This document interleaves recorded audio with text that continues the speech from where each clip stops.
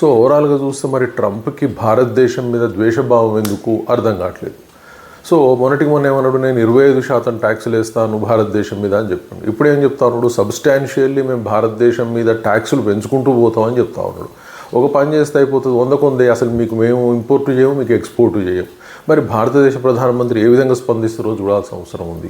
ఎందుకంటే మనమైతే ఆచితూచి అడుగులు వేస్తా ఉన్నాం. ఈ ఆచితూచి అడుగుల వల్ల ట్రంప్కి జ్ఞానం రాదు. ఎందుకంటే వాడు పిచ్చోడు ఏం చేస్తూ ఉన్నాడు, భారతదేశం ఎడల ద్వేషభావం. ఎందుకు అంటే ప్రపంచవ్యాప్తంగా చెప్తుంది, ఈవెన్ చాట్‌జీపీటీ కూడా చెప్తుంది, అంటే భారతదేశం గొప్పగా అభివృద్ధి చెందుతున్న దేశం అని చెప్తా ఉంది. ఆర్థికంగా చాలా స్ట్రాంగ్గా ఉందని చాట్‌జీపీటీకి ఉన్న జ్ఞానం ట్రంప్ గాడికి లేదు.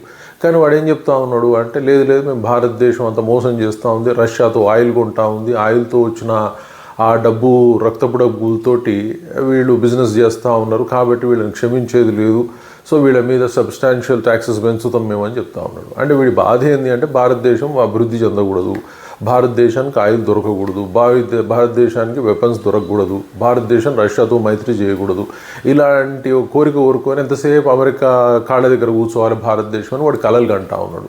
వాడికి వ్యతిరేకంగా మనం ఉన్నాం. అలాగే ప్రపంచవ్యాప్తంగా మనకున్న డెవలప్మెంట్ యాక్టివిటీస్ జరుగుతూ ఉన్నాయి. సో ఇప్పుడు వాడి దేశంలో ఉన్న సాఫ్ట్వేర్ ఇంజనీర్లను తీసుకున్నా చాలు, మనమే ఎక్కువ కనిపిస్తాం. నిజంగా మనం కనుక వాడిని బైకాట్ చేసి బయటకు వస్తే వాడు అడుగు తింటాను కూడా పనికిరాడు, అందరికీ తెలిసిన విషయం.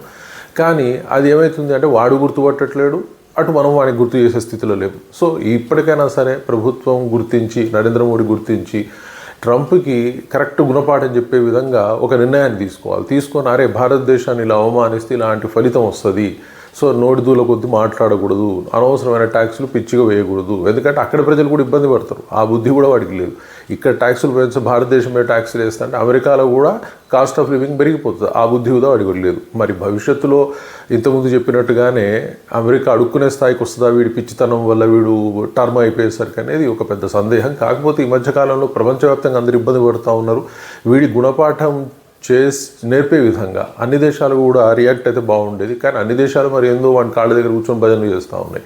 సో అందరూ రియాక్ట్ అయితే వీడు తోక ముడుచుకోక తప్పదు. కానీ ఆ ధైర్యం ఎందుకు అందరికీ రావట్లేదు అర్థం కాలేదు. ఒక్కడి ఆధిపత్యానికి తలొంచి బతుకుతున్నారా మీరు అనేది ప్రపంచవ్యాప్తంగా అర్థం కాని పరిస్థితి ఏర్పడుతూ ఉంది. మరి ట్రంప్ పిచ్చితనం ఎక్కడ అవుతుందో చూడాల్సిన అవసరం ఉంది, ఎవరు ఆపుతారో చూడాల్సిన అవసరం ఉంది. Thank you very much.